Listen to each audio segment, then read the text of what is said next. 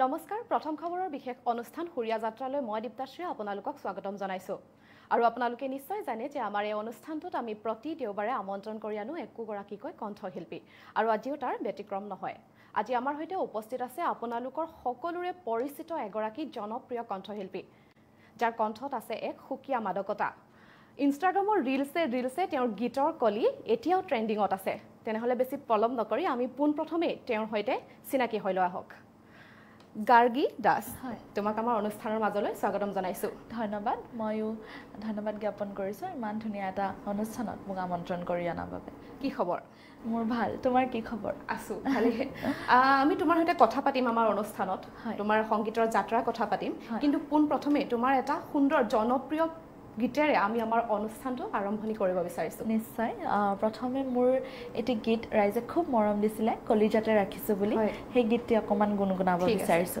সেই গীতটিৰ lyrics composition কৰিছিলে দেৱজিৎ কলিতা আৰু মিউজিক কৰিছিলে প্ৰণয় দত্ত দাদাই গতিকে হেতু অকমান গুণগুণাই দিছো ঠিক আছে কলিজাতে ৰাখিছো তোকেনো বহনা কাঢ়িব নোৱাৰে কোনেও মোৰ কাষৰ পৰা হয়নে সপোনেও তোৰেনো ভাৱনা চেনেহো হ'ব ধৰিছে তোক দিব পৰা খোলা খুলি কলো বুকুতেনো জীয়া নৈ উটুৱাই নিব খোজে জানৈ তোৰ কাষলৈ খোলা খুলি কলো বুকুতেনো জীয়া নৈ উটুৱাই নিব খোজে জানৈ তোৰ কাষলৈ ধন্যবাদ খুব সুন্দৰ গীত এই গীতটো তোমাৰ বহুত বেছি জনপ্ৰিয় হৈছিলে হয় কিমান আগত কৰিছিলা এটো মই 2022 চনত হয়তো 2022 চনত কৰিছিলা ৰিলিজ কৰিছিলো আৰু তাৰ পিছত ৰিলজত দিছিলো আৰু ৰিলজত মানে এনেই এৰি দিছিলো আৰু তেনেকে একো প্ৰমোশন একো কৰা নাছিলো কিন্তু তেনেকে ৰাইজে বহুত মৰম দিছে তোমাৰ এটো গীত এতিয়াও ৰিলজত চলি থাকে হয় খুবেই এটা জনপ্ৰিয় গীত মোক টেগ কৰি থাকে তাৰ বাবে বহুত বেছি ভাল লাগে তাৰ মাজতে তোমাৰ আৰু এটা গীত আছিল খুব জনপ্ৰিয় হয় সেইটো তোমাৰ মই তাৰে আগত এটা গীত কৰিছিলো মন উৰি যায় বুলি সেই গীতটিও মানুহে খুব ৰাইজে মৰম দিছিলে সেই গীতটি আমি লকডাউনত কৰিছিলো লকডাউনৰ সময়ত আমি একদম প্ল্যানিং একো কৰা নাছিলো এনেই আৰু মানে হেতু সাগে মোৰ প্ৰথম মানে গীত বুলি ক'ব পাৰো এনেকে ভবা নাছিলো প্ৰফেশনালি সিঙ্গাৰ হোম বা গান গাম এনেকে গীতটি এনেই কৰা হৈছিল হেতু গীত এবাৰ যদি অলপ গুণগুণাই দিয়া নিশ্চয় দূৰে দূৰে থাকিও কাষৰতে তোৰে তোৰে আছো মই ধীৰে ধীৰে জাগি উঠা অনুভূতি মোৰে বুকুতে আছলৈ মোৰে হৃদয়ৰ প্ৰতিটো কোণত তোকে মই বিচাৰি পাওঁ মন উৰি যায় তোক হঠাতে দেখা পাই তই ওচৰ চাপি আহিলে বুকুখন ধপে ধপাই মন উৰি যায় তোক হঠাতে দেখা পাই তই ওচৰ চাপি আহিলে বুকুখন ধপে ধপাই ধন্যবাদ তোমাৰ কণ্ঠ ধন্যবাদ এই গীতটোত বৰ্তমানলৈকে তোমাৰ ভিউজ কিমান হৈছে এটো 3.67 মিলিয়ন মান হৈছে বহুত বেছি ভিউজ আহিছে গীতটি আসলতে কৰিছিলে লিৰিক্স কম্পোজিশন দেৱজিতে কৰিছিলে মোৰ বন্ধু আৰু মিউজিক কৰিছিলে প্ৰণয় দাই কৰিছিলে আমি এনে একো প্ল্যানিং নাছিলে আৰু এনে ফুৰ্তিতে কৰাৰ নিচিনা কাম এটা অনুষ্ঠানটো আৰম্ভণিতে তোমাৰ ধুনীয়া ধুনীয়া দুটা গীতেৰে আমাৰ অনুষ্ঠানটো আজি আৰম্ভণি কৰিলো এতিয়া তোমাৰ এই সংগীতৰ যেটো যাত্ৰা প্ৰথমতে সংগীতৰ হৈতে পৰিচয় তাৰ পিছত সংগীতৰ লগত চিনাকি তাৰ পিছত এতিয়া সংগীতৰ হৈতে প্ৰেম এই যাত্ৰাটো তোমাৰ আৰম্ভণিৰ পৰা এতিয়ালৈকে কেনেদৰে মানে আৰম্ভ কৰিছিলা আৰম্ভ মানে সৰুৰ পৰাই গান গাইছিলোঁ, গান শিকিছিলোঁ। মা দেউতাই গানৰ স্কুলত নাম লগাই দিছিলে। একো নাজানিছিলোঁ তেতিয়া, ভবাও নাছিলোঁ যে এনেকৈ প্ৰফেশ্যনেলি গান গাম। কম্পিটিশ্যনছ কৰিছিলোঁ খুব, ৰাভা সংগীত, জ্যোতি সংগীত সেইবোৰ গাইছিলোঁ। তাৰপিছত কলেজ পালোঁ, কলেজতো এনেই সৰু সুৰাকৈ টুকটাককৈ গাওঁ। তেনেকৈয়ে আৰম্ভ হৈছিলে আচলতে। মানে তুমি সৰুৰ পৰাই কৰিছা? সৰুৰ পৰাই গান। ঘৰত এনেকুৱা কোনোবা ব্যক্তি আছে যি তোমাৰ সংগীতৰ লগত জড়িত? মানে মা দেউতাই খুব ছাপোৰ্ট কৰিছে আৰু খুব ভাল পায় সংগীত। এতিয়াও আমাৰ ঘৰত ৰেডিঅ' বাজে, তেনেকুৱা পৰিৱেশ। গতিকে মা দেউতাৰ শুনিবলৈ পোৱা যায় ৰেডিঅ'। একদম মা দেউতাৰ বলতে মানে মই আগবাঢ়ি আহিছোঁ আৰু। ঠিকে আছে। প্ৰত্যেক ব্যক্তিৰে জীৱনত এগৰাকী বিশেষ ব্যক্তি থাকে যাক অনুসৰণ কৰি তেওঁ আগুৱাই যায়। তোমাৰো তেনেকুৱা এজন ব্যক্তি আছে নিশ্চয়, যাক তুমি অনুসৰণ কৰি আজি ইমানখিনি পৰ্যায় পাইছাহি। নাজানো অনুসৰণ কৰিব পাৰিছোঁ নে নাই, কিন্তু মই বলিউডৰ আমাৰ শ্ৰেয়া ঘোষাল মেম, তেওঁক বহুত বেছি ফ'ল' কৰোঁ। খুব গান শুনো তেওঁৰ, আৰু বহুত ভাল পাওঁ, অন্তৰৰ পৰা ভাল পাওঁ। তেওঁৰ এটা গীত যদি গুণগুণাই দিয়া। পাৰি। ঠিক আছে।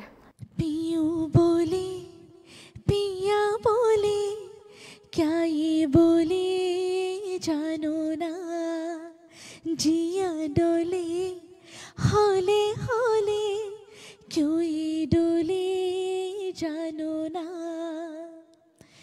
एक नदी से मैंने पूछा इठला के चल दी कहा, दूर तेरे बीका घर है बलखा के जल्दी कहा। थोड़ा वो घबराई, थोड़ा सा शर्माई, उछली यहाँ से वहाँ। सागर से मिलने का उसका तो सपना था, मेरी ही तरह पिया। पियूं बोले पिया बोले क्या ये बोले जानो ना, जिया डोले हौले हौले क्यों ये डोले जानो ना। খুব শুৱলা কণ্ঠ। Thank you. ইমান ধুনীয়া। ঠিক আছে, এতিয়া মই তোমাক এটা প্ৰশ্ন কৰিব বিচাৰিছোঁ। এগৰাকী শিল্পী বুলি ক'লে মানে শিল্পী শব্দটো এটা বহুত গধুৰ শব্দ, যাক মানে বহুত সাধনা কৰি পোৱা যায়। তুমি নিজকে এগৰাকী শিল্পী বুলি ভাবানে? মই আচলতে কি বুলি ক'ম, যেনেকৈ তুমি অলৰেডি ক'লা শিল্পীটো বহুত গধুৰ শব্দ। গতিকে মই কাম কৰি আছোঁ সংগীত জগতত, চেষ্টা কৰি আছোঁ, এতিয়াও শিকি আছোঁ। গতিকে মই নিজকে শিল্পী বুলি ক'ব নোৱাৰিম, কিন্তু এগৰাকী সংগীত ভাল পোৱা ছোৱালী বুলিহে ক'ম। খুব সুন্দৰ। যদি তোমাৰ নামৰ আগে পিছে শিল্পী শব্দটো জড়িত হয়, তেতিয়া তুমি আমাৰ সমাজৰ কাৰণে এগৰাকী শিল্পী হিচাপে কি কি কৰণীয় আছে বুলি ভাবা? তোমাৰ দায়িত্ব এগৰাকী সংগীত শিল্পী হিচাপে সমাজৰ কাৰণে।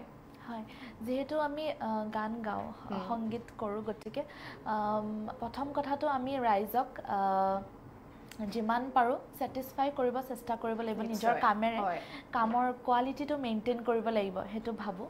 তাৰে পিছত সমাজৰ প্ৰতি বহুত দায়িত্ব থাকে এগৰাকী শিল্পীৰ। কিবা এটা ভাল মেছেজ দিব পৰাটো, বা কাৰোবাক যদি নিজৰ গীতেৰে বা যিকোনো মাধ্যমেৰে কিবা এটা ভাল কৰাৰ উৎসাহ দিব পাৰোঁ, সেইটো বহুত ডাঙৰ কথা বুলি মই ভাবোঁ। ঠিক আছে, তোমাৰ পৰা এতিয়া আমি আকৌ এটা গান শুনিম। কথা এনেকৈ পাতি যাম, মাজে মাজে গানো শুনি যাম। এবাৰ এটা তোমাৰ খুবেই প্ৰিয় গীত শুনোৱা। সৰুৰ পৰা এটি গীত শিকি আহিছোঁ, গাইছিলোঁ, অকণমান গাবলৈ চেষ্টা কৰিম। আমাৰ সকলোৰে প্ৰিয় আচলতে সেইটো গীত। কৰে যাক সপোন যেন বৰষুণ, ধূলিৰ উৰণি ঠেলি ভাহি আহে ভাহি আহে,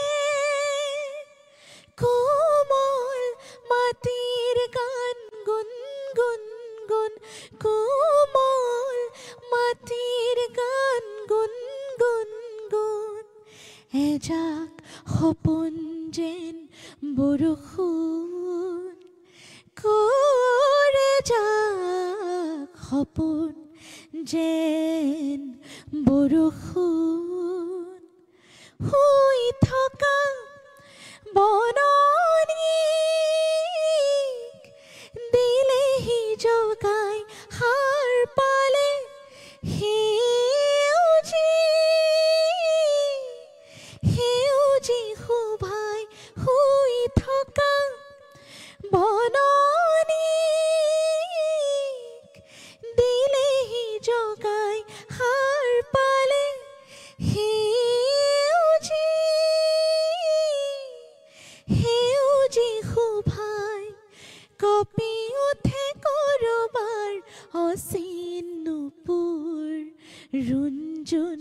ৰুঞ্জুন ৰুঞ্জুন কৰে যাক সপোন যেন বৰষুণ। ধন্যবাদ। খুব সুন্দৰ এই গীতটো আচলতে মোৰো বহুত বেছি প্ৰিয় গীত আৰু হয়তো চাগে সকলোৰে এই গীতটো প্ৰিয় আৰু সৰুৰ পৰা শুনি আহিছোঁ, চেষ্টাহে কৰিছোঁ গাবলৈ। ঠিক আছে, আমি এইখিনিতে আৰু এটা ব্ৰেক ল'ব লাগিব এতিয়া। দৰ্শকসকল, এইখিনিতে আমি ল'ব লাগিব এটা চমু বাণিজ্যিক বিৰতি, আকৌ উভতি আহিম।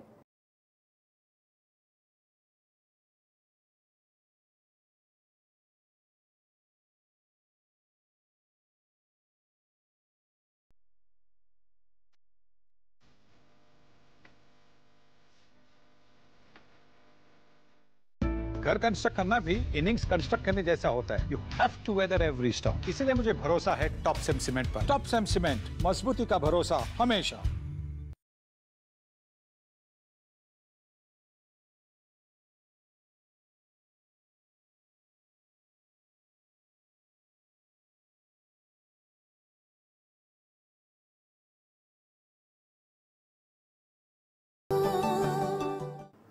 বিৰতিৰ পিছত পুনৰ উভতি আহিছোঁ আমাৰ অনুষ্ঠানৰ মাজলৈ আৰু আজি আমাৰ অনুষ্ঠানত আছে জনপ্ৰিয় কণ্ঠশিল্পী গাৰ্গী দাস। আমি তোমাৰ সৈতে বহুত কথা পাতি আছোঁ, লগতে আমি তোমাৰ পৰা সুন্দৰ সুন্দৰ গীতো শুনি আছোঁ। তুমি এই বিহুৰ অনুষ্ঠানো কৰিছা, দৰ্শকৰ সঁহাৰি কেনেকুৱা পাইছা? ভাল, বহুত মৰম দিছে ৰাইজে আৰু ৰাইজৰ জোশটো দেখি একদম ভাল লাগি যায়। দৰ্শকৰ অনুৰোধ আটাইতকৈ বেছি এইবাৰ বিহু মঞ্চত কোনটো গীতত অনুৰোধ পাইছা? বহুত অনুৰোধে আহে। জুবিনদাৰ মায়াবিনী গীতটো এবাৰ 2-3খন মঞ্চত বেছিয়ে পাইছোঁ আচলতে। সেই গীতটো এবাৰ গুণগুণাই দিয়া। অকণমান গাই দিছোঁ। ঠিক আছে। মায়াবিনী ৰাতিৰ বুকুত দেখা পালো তোমাৰ ছবি, ধৰা দিলা গোপনে আহি হিয়াৰ খুনত। তুমি যে মোৰ শুকান বনৰ নিয়ৰৰে চেঁচা টোপাল, নামি অহা ৰ'দৰে নৈ মোৰ দেহৰ প্ৰতি পোৱাত, ধুমুহাৰ সতে মোৰ বহু যুগৰে নাচোন, এন্ধাৰো সঁচা মোৰ বহু দিনৰে আপোন, নিজানত গান মোৰ শেষ হ'ব ভাবো তোমাৰ বুকুত। মায়াবিনী ৰাতিৰ বুকুত দেখা পালো তোমাৰ ছবি, ধৰা দিলা গোপনে আহি হিয়াৰ খুনত। সুন্দৰ, ভাল লাগিলে। যেতিয়া যে তোমালোকে বিহু অনুষ্ঠানবোৰ কৰি থাকা, আমি ৰিচেণ্টলি বৰ্তমান আমি কিছুমান ঘটনা দেখিবলৈ পাইছোঁ। বিহু অনুষ্ঠান গায়কে যেতিয়া সংগীত পৰিৱেশন কৰি থাকে, তেতিয়া কমিটিৰ ফালৰ পৰাই হওক বা দৰ্শকৰ ফালৰ পৰাই হওক, কিছু কিছু ঠাইত দেই, মই কোৱা নাই যে সকলোতে হয় বুলি, কিছুমান অশালীন মন্তব্য হওক বা অপমানজনক কিছুমান বাক্য কেতিয়াবা দৰ্শকৰ পৰা শুনিবলৈ পোৱা যায়। তেনেকুৱা ক্ষেত্ৰত এগৰাকী গায়কৰ কাৰণে মানসিকভাৱে কিমান শক্তিশালী হোৱাটো প্ৰয়োজন বা সেনেকুৱা কিছুমান মন্তব্য এগৰাকী গায়কক কেনেকুৱা প্ৰভাৱ পেলাব পাৰে? যিহেতু আমি বহুত ধৰণৰ মানুহ থাকে মঞ্চ এখনত, আৰু সকলোতকৈ বেয়া লগা কথা এইটো যে কমিটিৰ মানুহখিনিয়ে বহুত কষ্ট কৰে এখন ফাংচন মানে ব্যৱস্থা কৰাত, কাৰণ তেওঁলোকে বহুত দিনৰ পৰা ৰাতি দিন এক কৰি কাম কৰে আৰু ফাইনেলি তেওঁলোকে যেতিয়া সংগীত শিল্পীগৰাকীক মাতে, তাৰপিছত সেই মানে অনুষ্ঠানটো সফল হোৱাটো তেওঁলোকৰ কাৰণে বহুত মানে গুৰুত্বপূৰ্ণ কথা হৈ পৰে। কিন্তু তাৰে মাজতো এনেকুৱা মানুহ থাকে যিসকলে হয়তো কিবা কিবি কাৰণত এনেকৈ বেয়া কমেণ্ট কৰে। মই ভাবোঁ যে গান গাই থকাৰ, গীত গাই থকাৰ সময়ত সেইখিনি বাৰু নপৰে কাণত, কিন্তু কেতিয়াবা ৰিপিটেডলি মানে বাৰে বাৰে কিছুমানে আহি বাৰে বাৰে মানে বেয়া মন্তব্য দি থাকে, তেতিয়া অকণমান মানসিকভাৱে মানে অকণমান কষ্ট পোৱা যায়, অকণমান গাত লাগে, কিন্তু এটা কথা হয় যিমান পাৰোঁ ইগন'ৰ কৰিব চেষ্টা কৰোঁ, কাৰণ সকলোৰে অপিনিয়ন যদি ল'ব যাওঁ তেতিয়াহ'লে নিজৰ কামটো নহ'বগৈ। তো তেনেকৈ অকণমান ইগন'ৰ কৰিব চেষ্টা কৰোঁ, কিন্তু তাৰে মাজত মই এইটো ক'ম যে কোনোবাই যদি বহুত বেছি বেয়াকৈ কৈছে, যদি সঁচাকৈ গাত লাগিছে, সেইটো লৈ ষ্টেণ্ড লোৱাটো সিমানেই গুৰুত্বপূৰ্ণ হৈ পৰে, কাৰণ তেতিয়া চাগে ভৱিষ্যতলৈ আৰু তেনেকুৱা নহ'ব। প্ৰথম কথা মানসিকভাৱে বহুত বেছি শক্তিশালী হ'ব লাগিব। হয়, আৰু এনেও আমাৰ মই ভাবোঁ এনেও মানুহে যিকোনো ইণ্ডাষ্ট্ৰিতে হওক বহুত ঘাত প্ৰতিঘাতৰ সন্মুখীন হয়, গতিকে মানসিকভাৱে শক্তিশালী হোৱাটো খুবেই প্ৰয়োজন, অকল ইয়াতে বুলি নহয়, মানে সকলো জীৱনত। আৰু তোমাৰ ক্ষেত্ৰত কেতিয়াবা এনেকুৱা হৈছে নেকি বিহু অনুষ্ঠানত কেতিয়াবা কৰি হয় কিবা কিবি কমেণ্ট কৰি থাকে, আৰু খুব মানে গান এটা ৰিকুৱেষ্ট কৰে ছাপ'জ কোনোবাই, কিন্তু মানে বেয়াকৈ কয়, মানে সন্মান দি নকয় যে অমুক গানটো গা, এনেকৈ কৈ দিয়ে, তেতিয়া অকণমান বেয়া লাগে যে গান গামেইটো, গাবই আহিছোঁ, অকণমান ভালকৈ ক'লেও হয়, তেনেকৈ ভবা যায়, কিন্তু উপায় নাই আৰু আমি সকলোকেতো কণ্ট্ৰল কৰিব নোৱাৰোঁ। ঠিকে আছে, এতিয়ালৈকেতো তোমাৰ বহুত গান ভাইৰেল হৈছে, দৰ্শকে বহুত ধুনীয়াকৈ আঁকোৱালি লৈছে, জনপ্ৰিয় হৈছে। তুমি সংগীতৰ ক্ষেত্ৰত নিজকে এগৰাকী সফল হৈছোঁ বুলি, মানে সফল বুলি ভাবানে? নাই একদমেই নাভাবোঁ, এতিয়ালৈ মই একোৱেই কৰা নাই, মোৰ তেনেকুৱা লাগে, আৰু বহুত কাম কৰিব বাকী আছে, আৰু বহুত বেলেগ বেলেগ জনৰৰ কাম কৰিব বাকী আছে। আকৌ এবাৰ তোমাৰ পৰা এটা গান শুনিম, জয়ন্ত হাজৰিকাৰ গীত এটা গাই দিয়া যদি। নিশ্চয়, ঠিক আছে। মোৰ মিনতি তৰা হয় যদি তোমাৰ আকাশ চুব, মোৰ গান যদি সুৰ হয়, মোৰ গান যদি সুৰ হয়, তোমাৰ মনত ৰ'ব, মোৰ মিনতি তৰা হয় যদি তোমাৰ আকাশ চুব, মোৰ কথা যদি সুৰ হয়, মোৰ সুৰ যদি জোন হয়, মোৰ কথা যদি সুৰ হয়, মোৰ সুৰ যদি জোন হয়, সিজনে শুনা জোনালী মায়াৰে, সৰু সুৰুঙাৰে মনে মনে গৈ তোমাৰ মনত ৰ'ব, মই নাথাকিলে সাজৰ তৰাই মোৰে কথাকে ক'ব, মই নাথাকিলে সাজৰ তৰাই মোৰে কথাকে ক'ব, মোৰ মিনতি তৰা হয় যদি তোমাৰ আকাশ চুব। ধন্যবাদ। অকণমান লিৰিক্সটো উল্টা পুল্টা হ'ব পাৰে, বহুত দিন গোৱা নাই, গতিকে চেষ্টা কৰিছোঁ, অকণমান কিবা ভুল ভ্ৰান্তি হ'লে ক্ষমা কৰিব। ভাল হৈছে, ধুনীয়া। এই গীতসমূহ আচলতে চিৰযুগমীয়া। হয়। এতিয়া মই তোমাক সুধিব বিচাৰোঁ, বৰ্তমান তুমি কিহৰ লগত জড়িত আছা? অকল সংগীতৰ লগতে জড়িত হৈ আছা নে আৰু বেলেগ?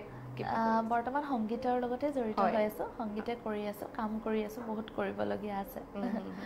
এতিয়া তুমি সংগীত কৰিয়ে যাম ভাবিছা নে অন্য কিবা চাকৰিয়ে হওক বা বেলেগ কিবা ক্ষেত্ৰতে হওক? প্লেনছ কিবা কিবি আছে, গতিকে চাই লওঁ কি হয়, বৰ্তমান ভালকৈ সংগীতকে সময় দি আছোঁ।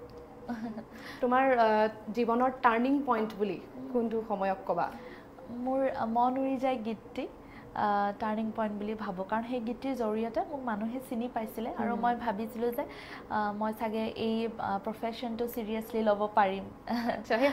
সেই সময়খিনি তোমাৰ অনুভৱটো, মনৰ অনুভৱটো কেনেকুৱা আছিলে অকণমান কৈ দিয়া। যিহেতু লকডাউন, মই ক'লোৱে লকডাউন চলি আছিলে, আমি একো প্লেনেই কৰা নাছিলোঁ যে গান কৰিম, এনেকৈ ইমান দূৰলৈ আজি আহি পাম, তেনেকৈ একো প্লেন নাছিলে।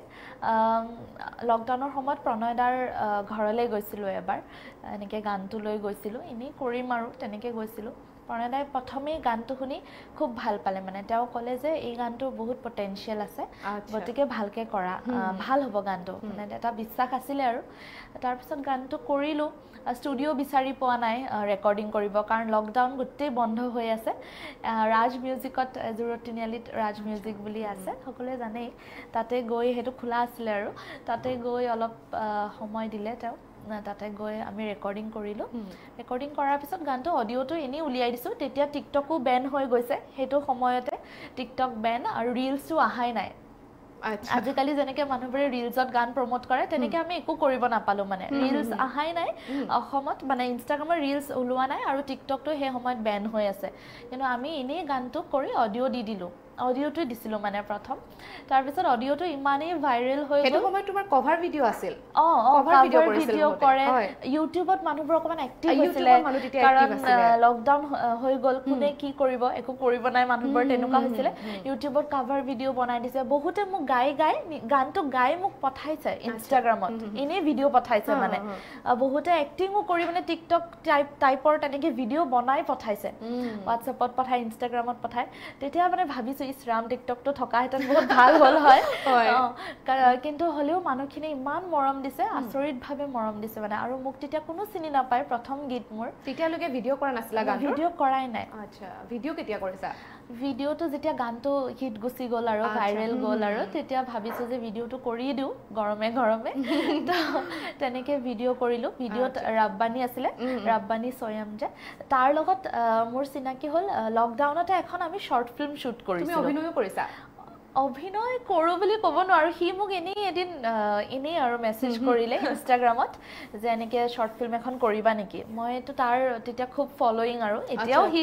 তুমি শ্বৰ্ট ফিল্মো কৰিছোঁ তাৰ লগত নাম কি হয় শ্বৰ্ট ফিল্মখনৰ নাম দূৰত থাকিও কাষতে আচ্ছা তাৰ চেনেলত আছে দৰ্শকসকলে চাব পাৰিব যিহেতু অভিনয়ো কৰে তো সেই শ্বৰ্ট ফিল্মখন কৰোঁতে তাৰ লগত চিনাকি হ'ল তাৰপিছতে তাৰ শ্বৰ্ট ফিল্মখন ৰিলিজ হোৱাৰ দুদিন পিছতে গানটো ৰিলিজ হ'ল সব একেলগে চলি আছিলে মানে সেই সময়টোত গানটো ৰিলিজ হৈ গানটো ভাইৰেল গুচি গ'ল তাৰপিছত ভাবিলোঁ তাৰ লগতে ভিডিঅ'টো কৰি দিওঁ গতিকে ৰাব্বানী আৰু মই মিলিয়ে আমি ভিডিঅ'টো কৰিলোঁ ভিডিঅ'ত ডিৰেকশ্যন কৰিছিলে তিৰাপ সীমান্ত মেধি খুব ধুনীয়া হৈছে এনেই আৰু শ্বুট কৰিছিলোঁ আমি তিৰাপদাৰ ডিৰেকশ্যন আছিলে মই আৰু ৰাব্বানী আছিলোঁ কাষ্টিঙত যোনে মোৰ লগত গাইছে গানটো ৰবি সিং বুলি মেল ছিংগাৰজন সিও আছিলে ভিডিঅ'ত তেনেকৈ আৰু ঘৰুৱা কামৰ নিচিনা কৰিছিলোঁ মানে দৰ্শকে তেনেকৈ আদৰিও লৈছে হয় বহুত মৰম দিছে ঠিক আছে এবাৰ তোমাৰ আৰু এটা প্ৰিয় গীত আমাক শুনা তোমাৰ নিজৰ গীত এটা হয় কেইদিনমান আগত মই বিহুৰ আগে আৰু ডিচেম্বৰ মানত চাগে এটা গীত কৰিছিলোঁ তাতে মই আৰু চুমি বা এক্টিং কৰিছিলোঁ চুমি বৰা সেই গীতটো অকণমান গাই দিছোঁ ৰমেনদাৰ কম্পজিশ্যন আৰু লিৰিক্স আছিলে মিউজিক প্ৰণয় দত্তৰ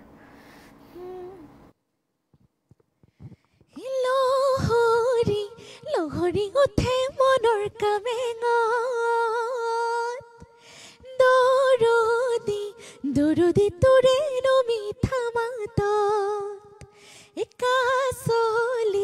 কাচলি খহে কিনোলাহত ভৰি থাক যদি তই ওচৰত বুকুৰি জাৰণি কৰি খেলি মেলি মাৰিছ হুৰি লুকা ভাকু খেলি মিচিকি হাঁহি মাৰি কলিজাত লগালি মৰম দুলনি লহৰি উঠে মনৰ কামেঙত দৰদি তোৰে মিঠা মাতত